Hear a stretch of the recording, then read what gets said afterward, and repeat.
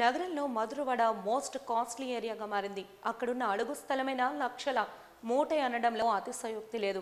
అటు నివాసాలకు ఇటు వాణిజ్య కార్యకలాపాలకు మధురవాడ కేంద్రంగా మారింది. దీంతో అక్రమార్కులు అడుగును వదలకుండా నిర్మాణాలను చేపడుతున్నారు. ప్రజల భద్రతను గాలి కొదిలేసిన గోద్రేజ్ షోరూమ్ అక్రమ నిర్మాణంపై మరింత సమాచారాన్ని మా ప్రతినిధి బాలకృష్ణ ఫోన్ ఇన్ ద్వారా అందిస్తారు. మహావిశాఖ నగరపాలక సంస్థ మధురవాడ జోన్ 2 టౌన్ ప్లానింగ్ పరిధిలో అయితే మాత్రం అక్రమాలు యథేచ్ఛగా కొనసాగుతున్నాయని చెప్పాలి.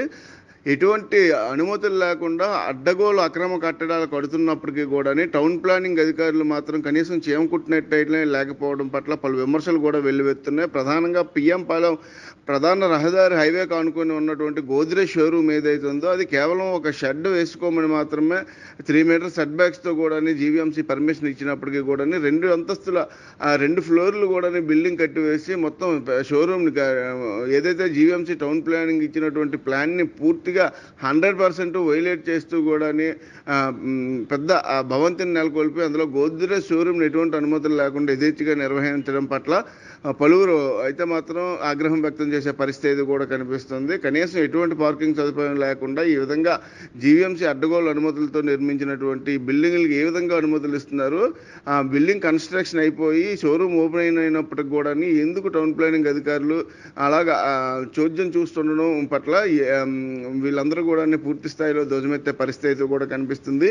దీని వెనకాతల రాజకీయ నాయకులు, స్థానిక నాయకుల అండ కూడా ఉందంటూ కూడా అనేక వార్తలు కూడా వినిపిస్తున్నాయి. ప్రధానంగా చూసుకున్నట్టయితే జీవీఎంసీ జోన్ 2లో రోజుకొకటి ఇలా బయటకు వస్తూనే ఉన్నాయి. వాజీ న్యూస్ దీనిపైన గత వారం రోజుల నుంచి కూడా వరుస కథనాలు ఇటు జోన్ 2 అదేవిధంగా జోన్ 3 పైన కూడా వరుస కథనాలు ప్రచురిస్తున్నప్పటికి కూడా కనీసం జీవీఎంసీ కమిషనర్ రాజాబాబు కానీ అదేవిధంగా CCP chief city planar Suresh కానీ ఎవరు కూడా దీని మీద కనీసం నోరు మీదపై పరిస్థితి లేదు. అయితే మొన్న జీవీఎంసీ కౌన్సిల్ సమావేశంలో కూడా వైసీపీ అధికార పార్టీకి చెందినటువంటి కార్పొరేటర్ల దగ్గర నుంచి టీడీపీ ఇటు సిపిఎం సిపిఐ పార్టీలకు సంబంధించిన కార్పొరేటర్లందరూ కూడా టౌన్ ప్లానింగ్ అవకతవకలపై అనేక సందర్భాల్లో అంశాలు లేవనెత్తినప్పటికీ కూడా ఇటు మేయర్ కానీ కమిషనర్ కానీ దాన్ని దాటవేసే ప్రయత్నం చేశారు. అంతేకాకుండా కౌన్సిల్ సాక్షిగా కూడా కార్పొరేటర్లు అందరూ కూడా ఈ టౌన్ ప్లానింగ్ డిపార్ట్మెంట్లో జరుగుతున్న అక్రమాలపై అనేక ఆరోపణలు చేశారు. అయినప్పటికీ కూడా కనీసం ఎవరైతే కమిషనర్ రాజాబాబు ఉన్నారో కనీసం కూడా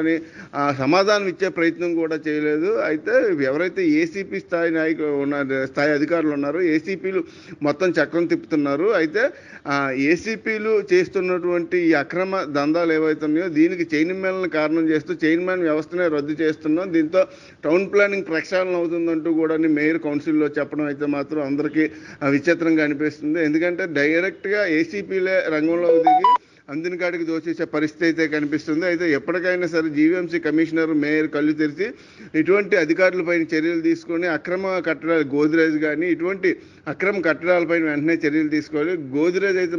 గోద్రేజ్ యాజమాన్యం అయితే మాత్రం ఇక్కడ షోరూమ్ బరితెగించి మరి షోరూమ్ని నెలకొల్పి ఇక్కడ యథేచ్ఛగా కూడా అక్రమ కట్టడం కట్టి అక్రమ అమ్మకాలు అమ్మడంతో అక్కడ వాహనదారులు కూడా తీవ్ర ఇబ్బందులు కూడా ఎదురయ్యే పరిస్థితి ఉంది. కనీస పార్కింగ్ సదుపాయం కానీ లేకపోవడంతో ఇటు ట్రాఫిక్ కూడా జామ్ అయ్యి నిత్యం ఎంతోమంది రోడ్డు పైన వెళ్ళాలంటే కూడా భయపడే పరిస్థితి కూడా కనిపిస్తుంది. ఎప్పటికైనా సరే జీవీఎంసీ కమిషనర్ కానీ అదేవిధంగా పోలీసులు స్థానిక పోలీసులు కూడా చర్య తీసుకోవాలి. అంతేకాకుండా దానికి ఎటువంటి ఫైర్ అనుమతులు కూడా లేవు.